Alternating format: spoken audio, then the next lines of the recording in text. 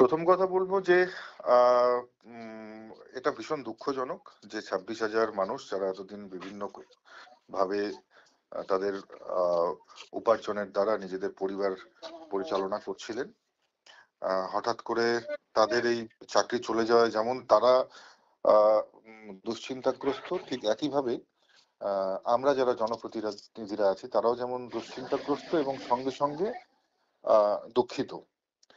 এবং এর প্রথম এবং প্রধান যে কারণটা, সে কারণটাকে সেটাকে খুঁজতে হবে। যে রাজ্য সরকার তত্ত্বাবধানে এই রিক্রুটমেন্ট হলো এবং এই রিক্রুটমেন্টের চলাকালীন যাদের কারণে এই দুর্নীতি হলো এবং পরবর্তী সময়ে আমরা দেখেছি দুর্নীতির ফলস্বরূপ সেই সমস্ত মন্ত্রী, নেতা এবং তাদের আত্মীয় স্বজনের বাড়ি থেকে, অর্থাৎ তৃণমূল কংগ্রেসের পরিচালিত এই সরকারের যারা মন্ত্রী, বিশেষ করে শিক্ষামন্ত্রী, সেই শিক্ষামন্ত্রীর ঘর থেকে এবং তার বিভিন্ন কাছের মানুষদের ফ্ল্যাট থেকে কিভাবে কোটি কোটি টাকা সেখান থেকে উদ্ধার হয়েছে, সিবিআই দ্বারা উদ্ধার করা হয়েছে, বিভিন্ন গোয়েন্দা সংস্থার দ্বারা উদ্ধার করা হয়েছে, সেটা বাংলার মানুষ পরিলক্ষিত করেছে। প্রথম কথা, যেমন কতিপয় মানুষের কাছ থেকে কিছু লোককে চাকরি পাইয়ে দেওয়ার জন্য যে অর্থ তারা একেবারে বলবো যে অসৎ উপায় উপার্জন করবার চেষ্টা করেছিল, তাদের সেই লোভের কারণে আজকে প্রায় 25,000 যে শিক্ষক, সেই শিক্ষকদের ভবিষ্যৎ কিন্তু অন্ধকারে। আজকে এই যে যারা 25,000 শিক্ষক যারা চাকরি পেয়েছে, তারা প্রত্যেকেই কিন্তু এমন নয় যে প্রত্যেকেই এই দুর্নীতির মাধ্যমে তাদের চাকরি হয়েছে।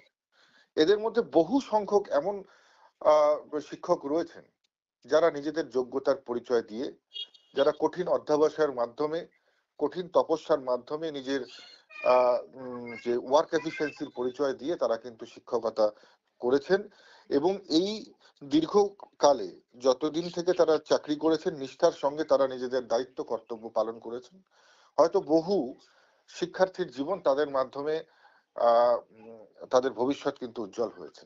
আর আজকে এই শিক্ষকরাই আধারে বসে কাঁদছে। এর জন্য কালপিট কারা? কাদের তুঘলকি সিদ্ধান্তের কারণে আজকে বাংলার মানুষ প্রতি পদে পদে আজকে এই ধরনের যে ঘটনার সম্মুখীন হচ্ছে। একদিকে শিক্ষা ব্যবস্থাটাই সম্পূর্ণ কোলাপস হয়ে গেছে। প্রাথমিক স্কুলগুলোতে গিয়ে সেখানে শিক্ষার্থী খুঁজে পাওয়া যায় না। ভুয়ো কিছু নাম দিয়ে মিড ডে মিলের যে যে খরচের বহর সেটাকে বাড়িয়ে দেখাবার জন্য শুধুমাত্র কিছু শিক্ষক যারা স্কুলে বসে থাকেন এবং যাদের কাছে সঠিকভাবে সেই সমস্ত স্কুলগুলোতে শিক্ষার্থী আসেন না।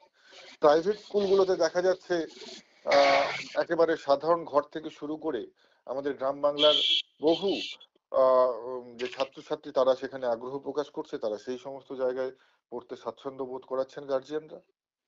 আজকে এই যে একটা অপব্যবস্থা, একেবারে যদি বলা যায় যে এমজিআর এনআরজিএস এর ফান্ড থেকে শুরু করে একেবারে আয়ুষ্মান ভারতকে পশ্চিমবঙ্গের সেখানে ইমপ্লিমেন্ট না করবার কারণ থেকে শুরু করে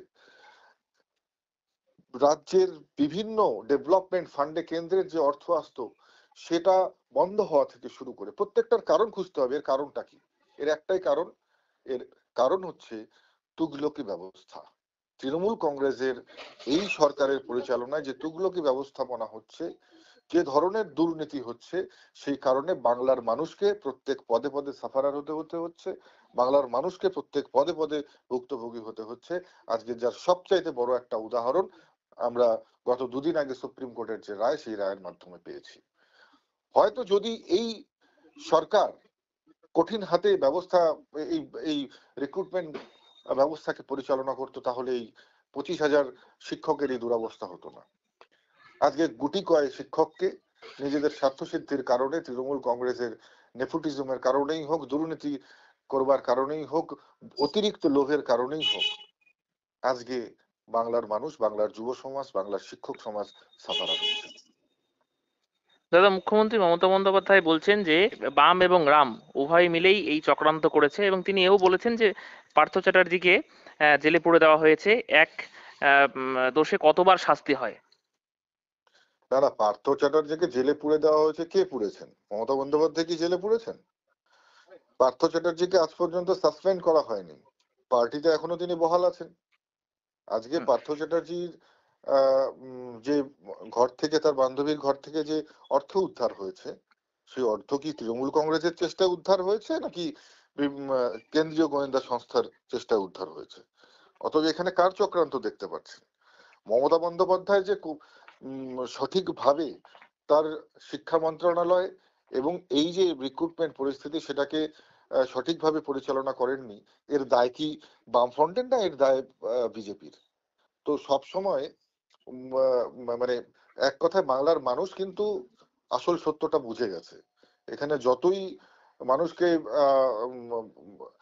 ভুল পথে পরিচালনা করবার চেষ্টা হোক, কিংবা মানুষকে ভাওতাবাজি করে অন্যদিকে ঠেলে দেওয়ার চেষ্টা হোক, মানুষ কিন্তু সঠিক বিষয়টা বুঝতে পারছেন যে একমাত্র তৃণমূল কংগ্রেসের দুর্নীতি এবং তৃণমূল কংগ্রেসের যে ভাবে তুগলকি ব্যবস্থাপনা চলছে, তার কারণেই আজকে বাংলার এই পরিস্থিতি। দাদা একটা শেষ প্রশ্ন, কি মনে হয় যে এই এত বড় একটা দুর্নীতির সামনে এসেছে, যেখানে প্রায় 26,000-এর চাকরি গেছে, পরিবারগুলো অসহায়, বিদ্যালয়গুলো থমকে যাচ্ছে এত শিক্ষকের জন্য, 26-এ কি, সামনেই তো বিধানসভা নির্বাচন, এর কোনো একটা বড় প্রভাব পড়তে পারে? দেখুন, নিশ্চিতভাবে বলবো যে এর কোনো প্রভাব পড়বে কি পড়বে না, এটা কোনো রাজনৈতিক ব্যবস্থা হতেই পারে না। এতগুলো মানুষের কর্মসংস্থান চলে গেছে, এটা অত্যন্ত দুঃখজনক। আমরা সেই প্রত্যেকটা মানুষের পাশে রয়েছি, প্রত্যেকটা শিক্ষকের পাশে রয়েছি, যারা নিজেদের কঠিন অধ্যবসায়ের মাধ্যমে যারা নিজেদের যোগ্যতা প্রমাণ করে চাকরি পেয়েছেন। এবং এই অবস্থায় দাঁড়িয়ে তৃণমূল কংগ্রেস হয়তো কোনো রাজনৈতিক সুবিধা খোঁজবার চেষ্টা করতে পারে, কিন্তু ভারতীয় জনতা পার্টির আমরা যারা রয়েছি, আমরা সবসময় যাদের কর্মসংস্থান হারিয়েছে তাদের ব্যথা সমব্যথী।